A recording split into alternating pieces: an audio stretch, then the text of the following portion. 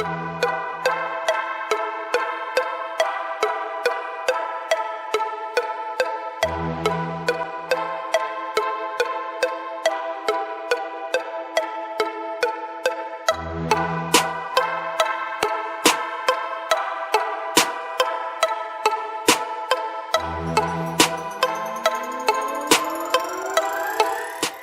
it comes to our team and it comes to our vision and where we're going, it's something that we should be putting out there, because our business is not designed for us to be doing this forever. It's designed for us to get to a position where you start winning in the money game, get to a position where you win the money game, you build an organization, and then you go live the rest of your life however you want. You dictate your own terms on how you're gonna live and how you're gonna come and go, and nobody else is gonna do that but you. I'm lucky that I'm here. I'm blessed that I'm here. So we gotta feel that way. We gotta feel, hey, I'm blessed that we're here. I'm blessed that we're a part of this company, and go, hey, you know what? I'm gonna do the same thing. I'm gonna build the company, and I'm not gonna build it with exceptions. You know, when they tell us, hey, don't build a company on exceptions or you'll be exceptionally broke, they're 100% true. Those are things that are 100% true about our company. If you build it on exceptions, what is an exception? Somebody who fights the whole system. Somebody who you teach the fast start to, and then they go against it.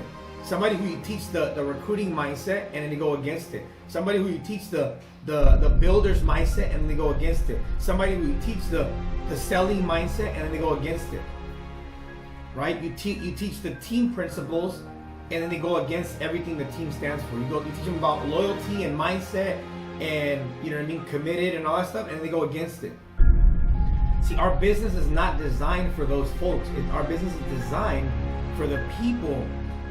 Our business is designed for the people that when you give them all these challenges, they go, that's a pretty easy one to follow.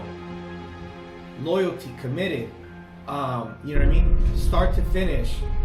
You follow me? Going through the system. I'm coachable. Right, you follow me? Our business is easy on guys that have egos. It's easier, but see, watch where I'm going with this. I'm careful with my words. It's easy for guys that have egos. It's easier for guys who have less egos. Because our business is all about not having an ego early on, or too big of an ego early on. It's okay if we have an ego. It's not okay for business when you're working as a team. When I get my little squad going, or trainees going, I gotta start with one thing at a time. Have you ever heard that saying? How do you eat an elephant? You swallow the whole sucker's whole, or what? No, they say, how do you eat an elephant? One bite at a time. Start to have casualties in the business. It doesn't happen because of us. It happens because of themselves. And it's something that they couldn't resolve within themselves, but it's also another thing. I like to take the hit to the chin and say, okay, it was my fault. I want you guys to write this down, because as leaders, you're supposed to take responsibility for the good, bad, and the ugly. Write this down. As leaders, you're supposed to take responsibility for the good, bad, and the ugly. Your children, you can't say, they spend all day with me and I don't know why they're bad. I don't know why they are the way they are. Well, it's only due to the fact how we're raising our kids. You can't blame it on the neighbor, and you can't blame it on anybody else. You know what I mean? You guys follow me on that? As parents, I figured that out too. I have 4 kids. My daughter, she just turned 1 year old. She says Papa a lot. Papa, Papa. Today she came up to me, and then as she was walking toward me, there was a napkin on the floor. I said, Mija, pick that up and give it to me. Dámela. Pick it up, dámela. And she gave it to me. I said, gracias. And she said, nada. In Spanish, that means, you say thank you. She said anytime. And you know what's crazy is she's only 1, and she doesn't know any other words outside of papa, mama, and now nada. De nada. You know how you teach your kids to be polite? You teach them at an early age. You don't try to teach them something. You don't try to teach them these things when it's already too late. But you know what a leader does? A leader does what they don't want to do, even if they don't want to do it. Ask yourself a question. Are you a freaking leader, or are you a sheep follower? Do you only do things when they're convenient to you? Or do you do things when you're like, I don't want to do this right now? Well, then do it anyways. You got to get better. We all got to get better. We can't be looking at people and go, hey, I want to live an extraordinary life, yet I don't want to freaking get better. We got to get better. We all do. So these Monday morning meetings with you guys, with the managers, with the ones that are running our businesses all across the U.S.,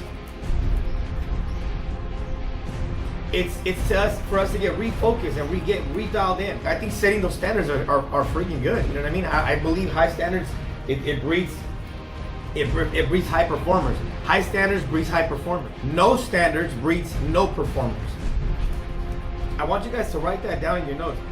High standards breeds high performers. High standards breeds high performers. Low standards breeds no performers. And we're in a business where we're teaching and helping people breed them to become the next all-stars in our business. Stories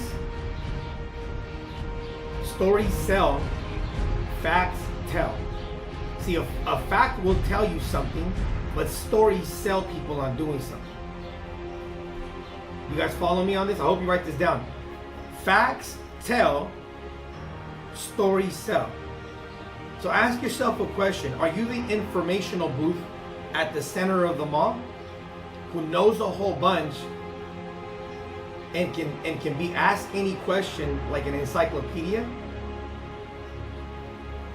Or can you convey a message to people, and through telling them a story, can you sell them on doing something that the outside wouldn't have done without you telling them that story? Because sometimes we think that we need more facts, we need more figures, we need more numbers, we need more illustration practices, we need more. We all think that way. I thought that way too for a long time. There's got to be, you know what I always thought on this? I'd be sitting through these classes and I'd be like, no, there's got to be something else they're not telling me. This is not how business wins. This is not how it works. There's got to be something they're not telling me that they're hiding behind the scenes. They're trying to give me. I'm not about. See, a lot of the people on here, half of you guys, about 50% of you go, I'm done with this rah-rah stuff. I need to get into like the work.